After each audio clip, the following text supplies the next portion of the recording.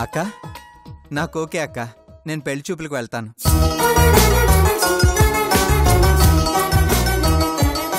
కానీ ఒక కండిషన్,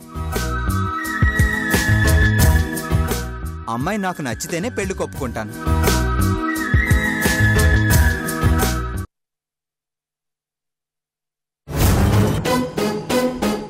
వైదేహికేమో అజయ్కి పెళ్లి సంబంధం చూసామని చెప్పారు, అజయ్కేమో వాళ్ళ అక్కకి పెళ్లి సంబంధం చూస్తున్నామని చెప్పారు. ఏంటమ్మా అసలు మీ ప్లాన్ ఏంటి?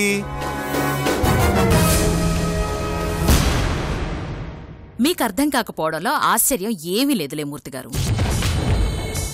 కొంచెం కన్ఫ్యూజింగ్ గా అనిపించినా ప్లాన్ మాత్రం పగడ్బందీగానే ఉంది.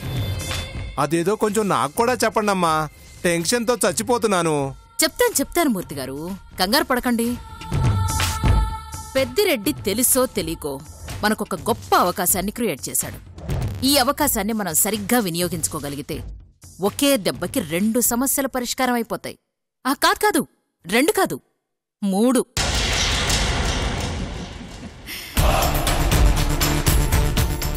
మన ప్లాన్లో మొదటి ఘట్టం ఏంటంటే, అజయ్ని పెళ్లి చూపులకని కర్నూలు హైవే ఎక్కిస్తాం. అక్కడ మనం ఏర్పాటు చేసిన మనుషులు వాణ్ణి అడ్డుకొని చితక్కొడతారు. తర్వాత నాకు సుబ్బు మనుషుల్లాగా ఫోన్ చేసి బెదిరిస్తారు. నేను వైదేహి మీరు ఆద్రాబాద్రాగా అక్కడికి వెళతాం. అక్కడ వైదేహి కళ్ల ముందే మన మనుషులు సుబ్బు పేరుతో అజయ్ గాన్ని చిత్రవధ చేసి చంపుతారు. మూర్తిగారు, ఇక్కడొక చిన్న ట్విస్ట్ ఏంటంటే, క్లైమాక్స్లో మన హీరో గారు, అదే సుబ్బు కూడా అక్కడికొస్తాడు. అదంతా సుబ్బునే చేయించాడు కాబట్టి వైదేహి వాణ్ణి అసహ్యించుకుంటుంది. ఓరి పాపాత్ముడా, రాక్షసుడా, నీచుడా అంటూ తిట్ల పురాణం లంకించుకుంటుంది. మనకు కావలసినట్టు వైదేహికి సుబ్బుకి మధ్య దూరం పెరిగిపోతుంది. రెండో ఘట్టం ఏంటంటే, ఈ అజయ్ గాడు చావడం వల్ల మన శశికి పట్టిన పీడ కూడా విరగడైపోతుంది. అదంతా సరేనమ్మా, మరి పెద్దిరెడ్డి సంగతి ఏంటి? మీలో చాలా క్యూరియాసిటీ ఉంది మూర్తిగారు.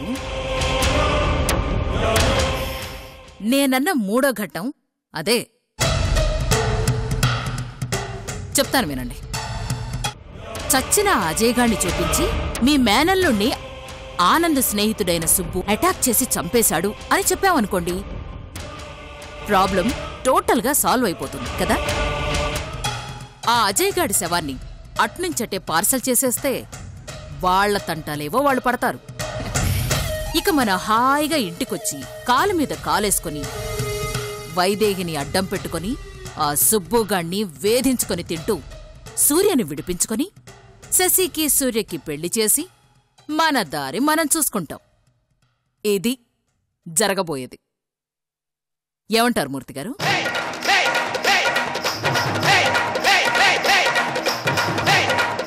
మూర్తిగారు ఏంటినా షాక్లో నుంచి ఇప్పుడప్పుడే వచ్చేలా లేడు.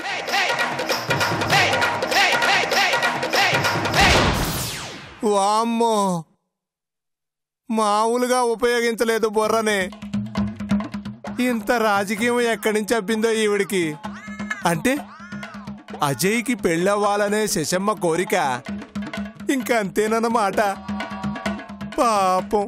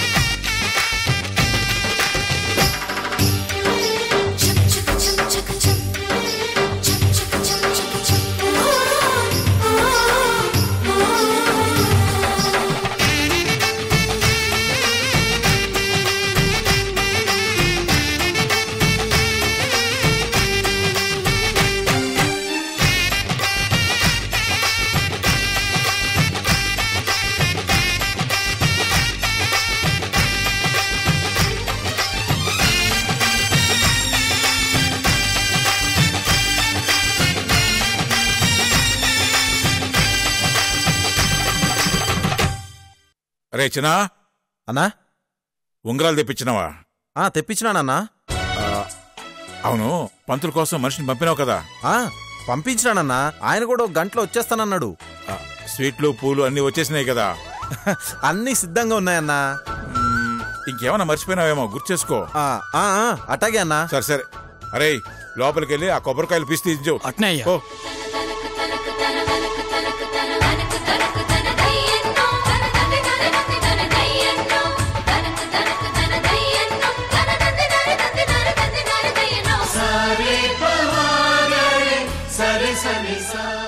సెలవనుకో మరి ఏడవకే మనసా, కలగనకే అది నిజమైపోదు కదా.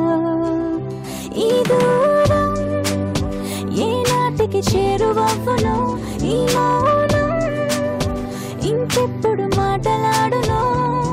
కన్నుల్లోని కన్నీటి కెరటాలలో నేనేమైపోవాలి, నేనేమనుకోవాలి, ఏ మనసుని తిట్టాలి ఈ క్షణం.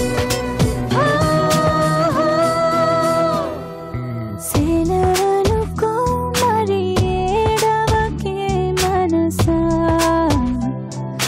కలగనకే అది నిజమైపోదు కదా.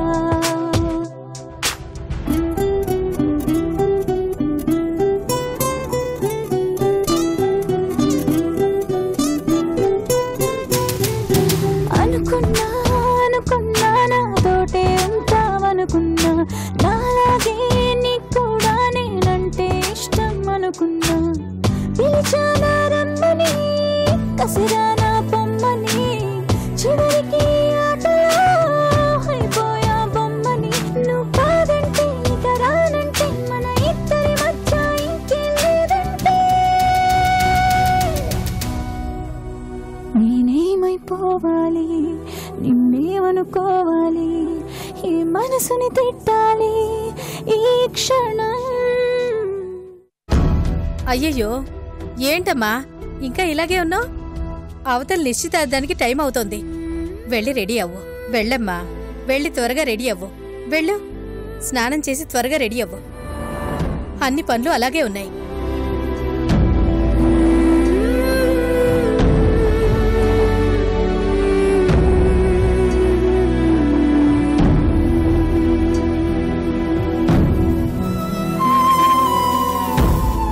ఏమిటి జానకి అలా ఉన్నావు? ఏం చేయాలో తోచడం లేదు బామ్మ. పెద్దయ్య నిశ్చితార్థానికి అన్ని ఏర్పాట్లు చేసేశారు.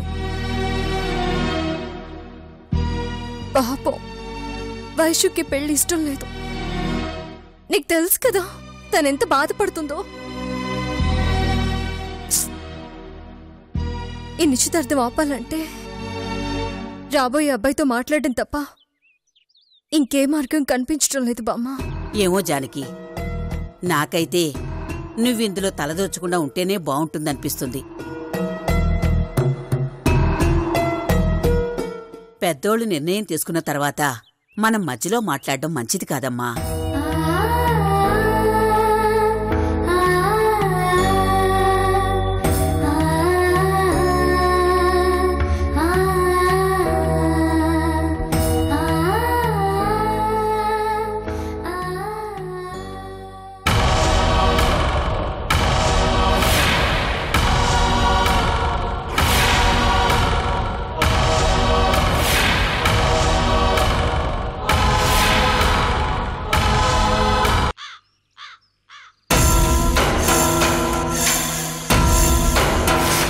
ఆ సునంద ఎవరిని పంపిస్తుందో, పెద్దయ్యని మోసం చేయడానికి మళ్ళీ ఏ ఎత్తుగడ వేస్తుందో. సూర్యస్థానంలో వచ్చేది ఇంకెవరై ఉంటారో. నిజం చెప్పి నేల జీవితాన్ని నేను అగాధంలో పడేలేను. సునంద మోసాన్ని దాటి పెద్దయ్యకి అన్యాయం జరుగుతుంటే నేను చూస్తూ ఊరుకోలేను. ఇప్పుడేం చేయాలి?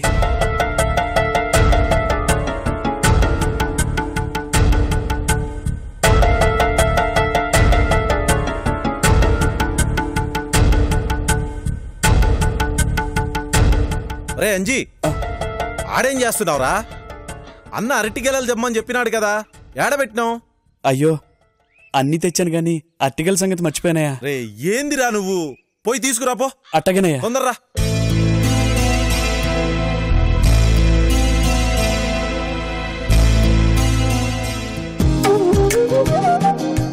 అజయ్, అక్క.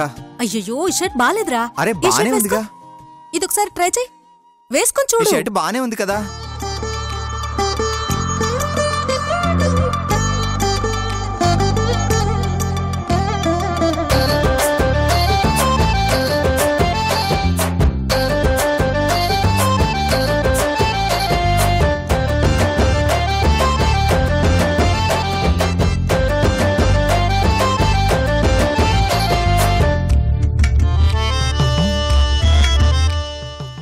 ఇది బాగుందా? ఇది బానే ఉందిరా.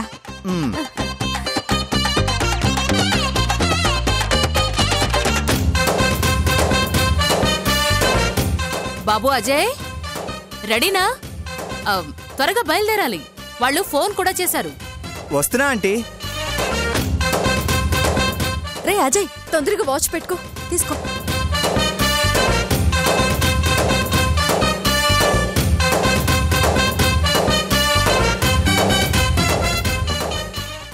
Ready aunty. గుడ్. రేయ్, ఏదో ఒక వంక పెట్టి తప్పించుకోవాలని చూడకు, సరేనా? వంకలు ఎందుకు పెడతానక్క? నచ్చితే నచ్చిందని చెప్తాను, లేకపోతే లేదు. సరే, నీ ఇష్టం. నువ్వు పెళ్లి కొప్పుకున్నావు, నాకు అంతే చాలు. ఈ అమ్మాయి కాకపోతే ఇంకో అమ్మాయి.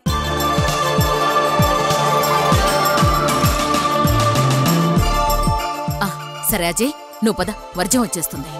అక్క, మరి నేను బయలుదేరతాను. రే ఒక్క నిమిషం. అక్క, లేట్ అవుతుంది. ఒక్క నిమిషంరా. ఆహా, చావబోయేవాణ్ణి కూడా ఏం రెడీ చేస్తున్నారు. అంతేలే, జాతరలో చంపే ముందు కోడికి కూడా పసుపు కుంకుమ రాసి రెడీ చేస్తారు కదా. వదిలే అక్క, లేట్ అవుతుంది. వర్జం వచ్చేస్తుంది, లేట్ అయిపోతుంది. అయిపోయింది. వెళ్ళొస్తాను. వస్తా ఆంటీ. కార్ దాకా దించొస్తాను. ప్లీజ్.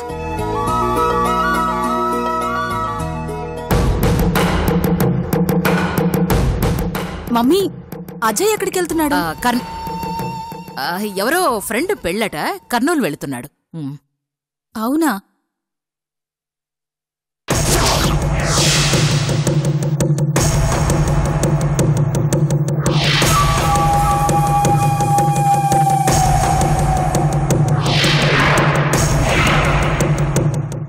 బేబీ, నాకు కొంచెం హెడేక్గా ఉందమ్మా. నా కోసం కాఫీ కల్పిస్తావా? Okay mummy.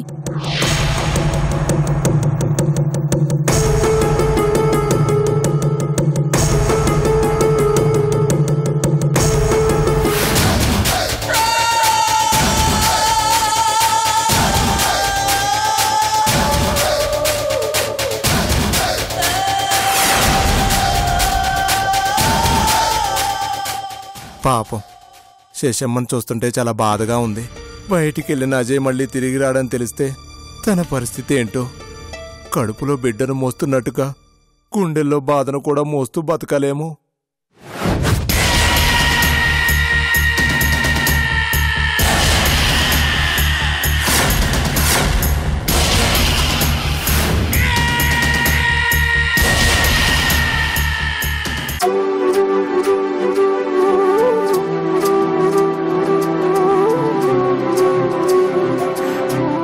అన్నా, అల్లుడు ఏడదాకా వచ్చినాడో ఏమన్నా తెలిసినాదా? లేదురా, ఒకసారి సునందుకు ఫోన్ చేయి, అడుగుదాం. అట్నే అన్నా.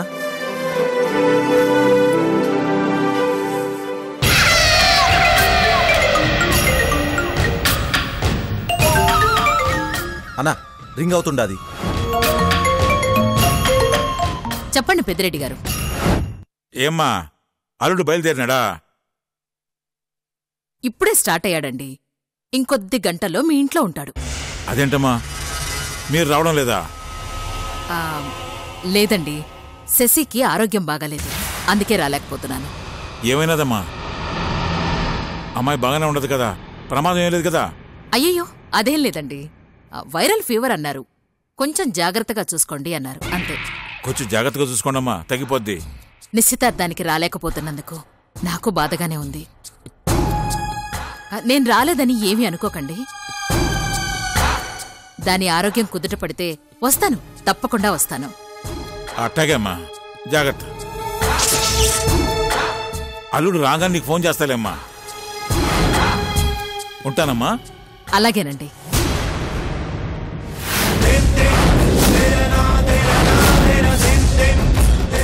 అల్లుడు వస్తున్నాడంటరా. అలాగేనా?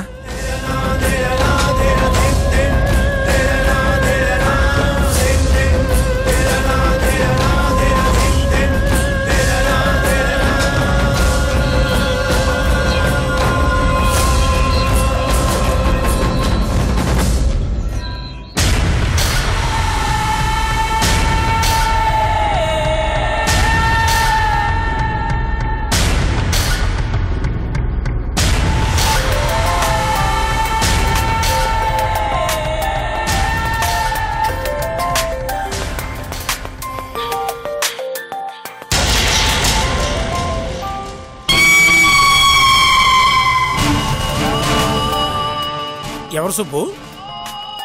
సునందరా. సునంద ఇప్పుడు నీకెందుకు ఫోన్ చేస్తుంది? చెప్పు. హాయ్ సుబ్బు, బావున్నావా? నీ కుశల ప్రశ్నలేం అక్కర్లేదు, మ్యాటర్ ఏంటో చెప్పు. నీకన్నిటికీ తొందరే.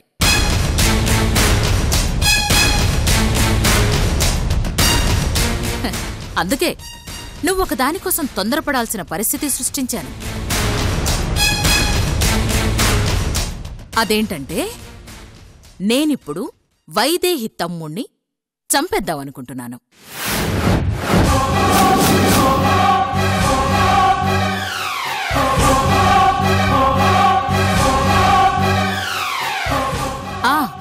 నువ్విప్పుడు కాపాడుకోవాలన్నమాట.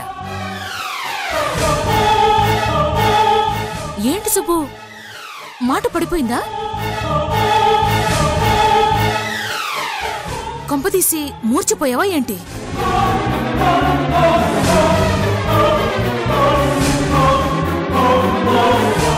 సుబ్బు, ఇది నువ్వు పడిపోవాల్సిన టైం కాదు, పరిగెత్తాల్సిన సమయం. ఆ రోజు నా దగ్గరకొచ్చి ఛాలెంజ్ చేసి వెళ్ళావు కదా,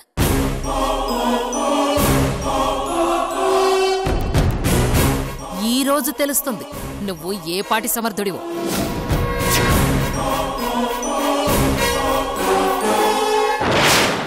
సుబ్బు, స్పాట్ పెట్టింది హైదరాబాద్ కర్నూల్ హైవే.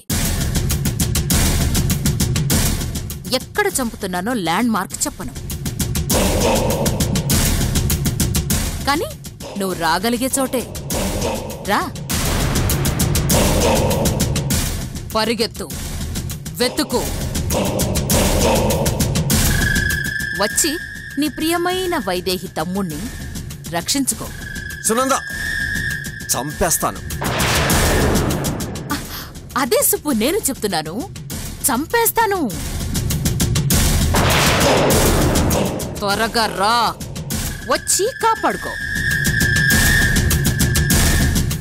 నువ్వు ఎంత లేటుగా వస్తే వాడంత చిత్రహింస అనుభవించాల్సి వస్తుంది. అర్థమైందా? ఏ కమాన్ క్విక్. అన్నట్టు మర్చిపోయాను సుబ్బు, నేను వైదేహికి ఒక అబద్ధం చెప్పాను. అదేంటంటే, దాని తమ్ముణ్ణి నువ్వే చంపబోతున్నావని చెప్పాను.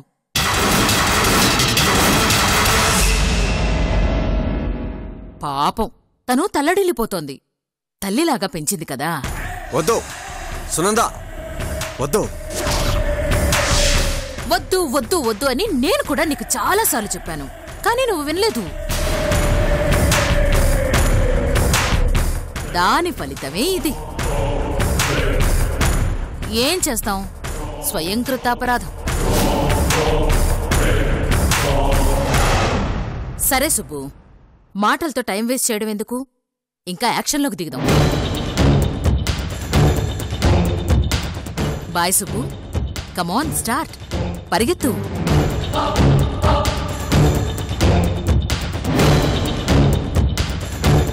ఏమైంది సుబ్బు? సునంద వైదేహి తమ్ముడిని చంపేస్తున్నట్రా. పైగా అతన్ని చంపేది నేనే అని వైదేహికి చెప్పిందట. అదరా, మనం త్వరగా వెళ్ళి అతన్ని కాపాడుకోవాలి. సుబ్బు,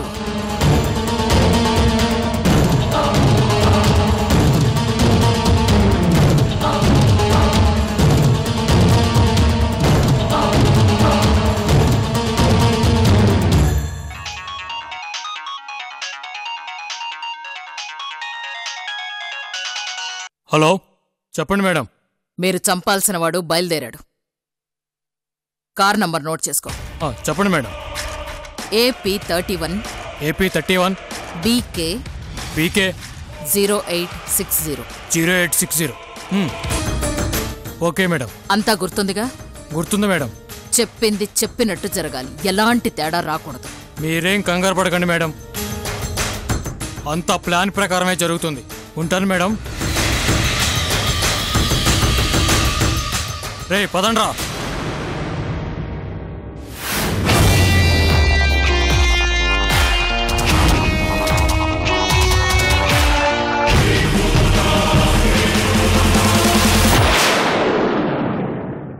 ఏమైందండి?